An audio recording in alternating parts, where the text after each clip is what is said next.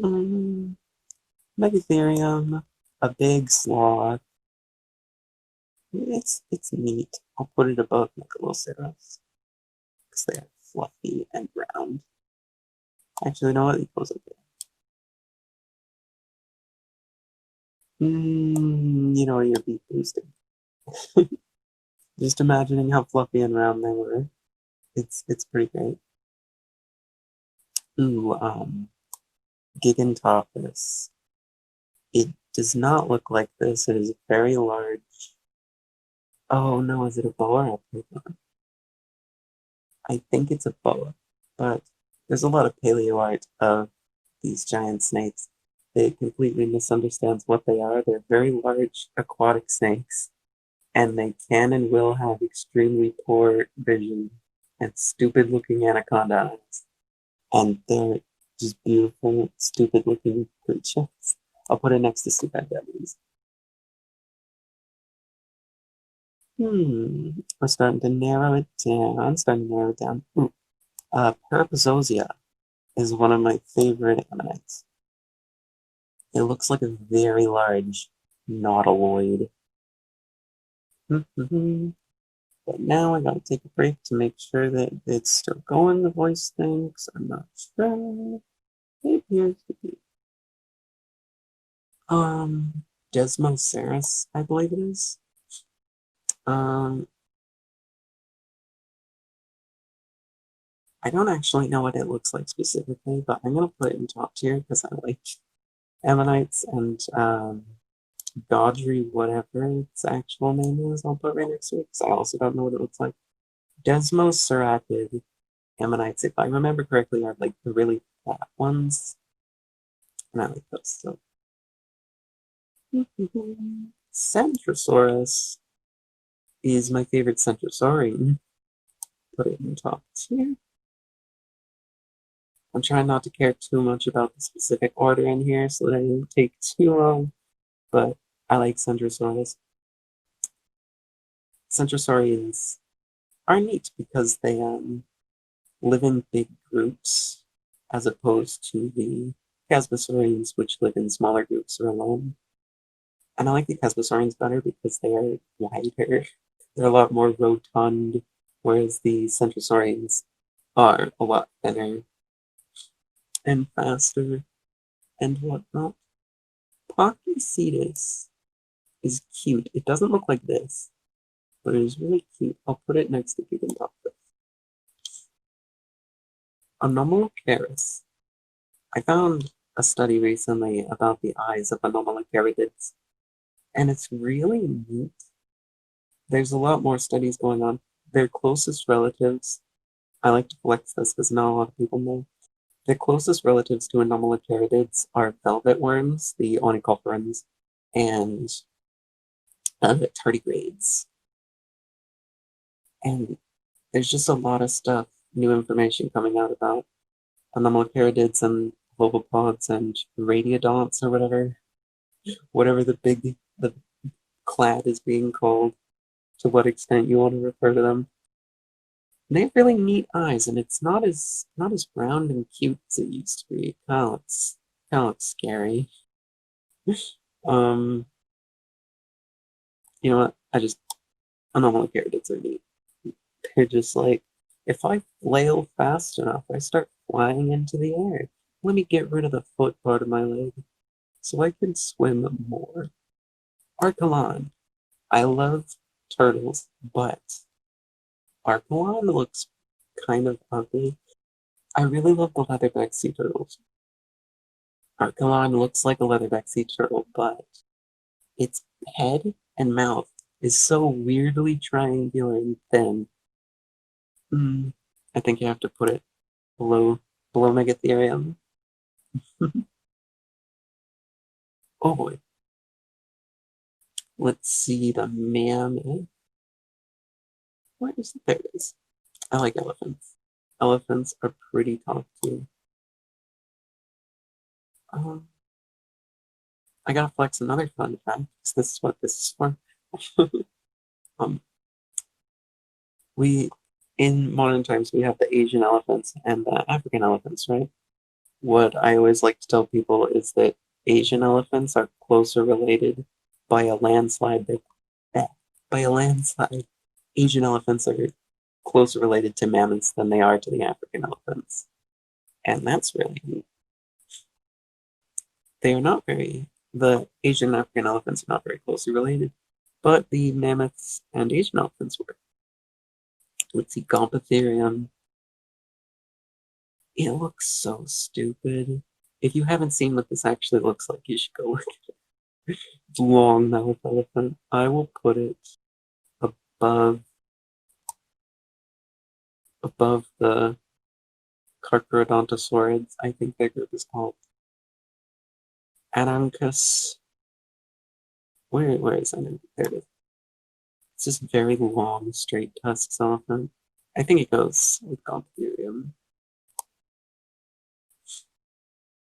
Laelinosaura. It's pretty cute. It's pretty small. It's basically smaller Hypsilophodon, although a lot of the really small ornithopods or ornithischians, heck, a lot of the small ornithischians, even though they look very similar, are not closely related at all. Diatrima. So we've got a Pharaoh's rockhead, which is the Titanus. Diatrima is a funny story. People just assumed it was also a carnivore because it looks like the Pharaoh's rockets, but it is not, and it lived much, much earlier than the Pharaoh's rockets and even the group that the Pharaoh's rockets come from evolved. It is. Oh my. Is it a fowl? I don't remember if it's actually a fowl, but it's an herbivore. It's just a large flightless herbivorous bird. I say a lot. I'm gonna put it below the ammonites. Yes, and Centrosaurus. Oh wait, there's Lambio. Wasn't there the whole time? Jesus. Lambiosaurus is my second favorite one. Yay. Okay, so now we're getting into the meat on the bones. Elasmosaurus is beautiful. It's probably my favorite. Plesiosaur, maybe. I mean, Cryptocleidos is like short and round, but Elasmosaurus is just so incredibly stupidly long. Plesiosaurus, on the other hand, is very boring. It's just a small plesiosaur. But I love plesiosaurs. They're so cute and round, all of them. I'll put it down there. Plesiosaurs are actually, to our current understanding, their closest living relatives are just turtles. And once you start really looking at plesiosaurs, they do really look a lot like turtles. There we go. The last plesiosaur in. Wait, no, Futabosaurus is still here. Kronosaurus is also a plesiosaur. It is a pliosaurid. I mean, I like them. I like the long plesiosaurs better than the short-necked plesiosaurs, except Dolichorhynchops, which I wish was in this gram. Dolichorhynchops and Elasmosaurus and Cryptocleidos are my three favorites. Quetzalcoatlus. I love pterosaurs, and everybody who says they like pterosaurs always says, "Oh, I love Quetzalcoatlus. I like it because it's big." I have such a massive story about this this pterosaur. It is almost flightless. Hatodopteryx is extremely close to being flightless, or possibly even is. Hatodopteryx is from an island, and Quetzalcoatlus is from the mainland. People like to think, back when we didn't know very much about pterosaurs, it was just like, what's the best one we know about? Ooh, Pteranodon. What is Pteranodon? Ooh, it's a big sea pterosaur. What does it do? It glides like a gull.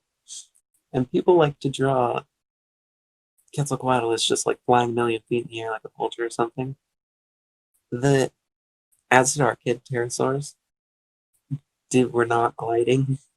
They were a lot like storks, and they're compared to storks a lot, and other birds like that, in which they're pretty capable on the ground, and they're only going to fly if they have to. And if they have to fly, it's not going to be for particularly long, and especially for particularly high. For all pterosaurs, if you look at birds, the only birds that really fly very high are vultures and falcons and stuff. But with pterosaurs, especially the large ones, they're not going to fly particularly high. And especially the seafaring pterosaurs like Pteranodon and Ornithopterids, if they're going to be flying for a long distance, it's not going to be very high up in the air. They're going to be hydroplaning very close to the water, like pelicans and albatross do. But Quetzalcoatlus is a lot smaller than people think it is because everybody found like parts of the skeleton and just attributed it to the size that Pteranodon is, but with a long neck. Which is not true. They're very interesting looking creatures. Extremely long limbs and tiny, tiny bodies. I love pterosaurs so much. Pterosaurs have such tiny bodies that they need to eat very small amounts of food constantly in order to stay alive because they can't fit very much in their body at once. So, as much as like people like to say with the Hatzanopteryx it attacks the little sauropods, Megaorosaurus, it is very large and it is much, much, much more robust than Quetzalcoatlus is. But they have no use in killing something that big, even if they could. All pterosaurs eat things that are many times smaller than themselves, just because why would you kill something bigger than you can even eat in multiple days? But the short story is that Quetzalcoatlus is a lot smaller than people think it is, and in my opinion, more interesting, but people like to think that it's just this giant flying airplane that flies a million feet in the air. Shonisaurus is the only ichthyosaur in the game. Ophthalmosaurus is my favorite ichthyosaur because it is the roundest ichthyosaur.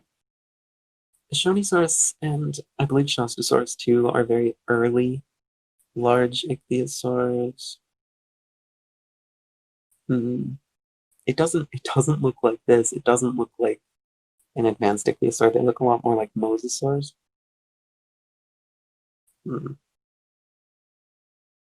I'll put it here. If it were actually one of the ichthyosaurs that is shaped like a fish like this, I would put it higher, but just the mosasaur shape without being as cool as a mosasaur.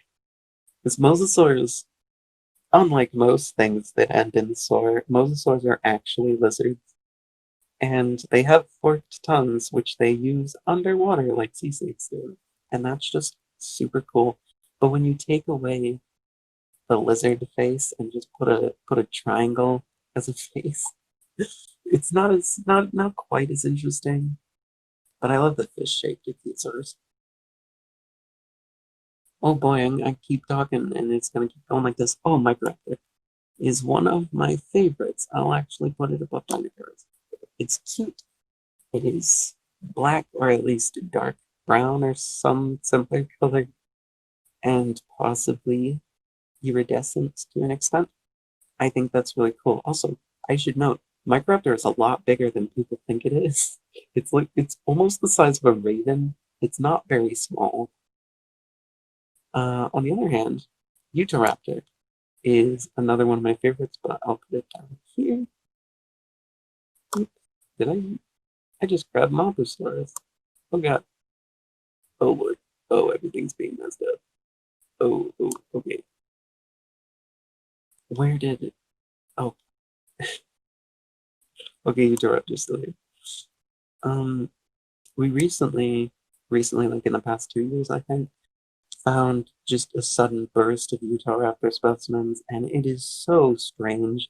It is very not like Deinonychus, as was assumed for a long time. It is extremely stealthy, and it's just really neat that it's essentially a secondarily no longer arboreal, very large animal and it's not adapted to running at all.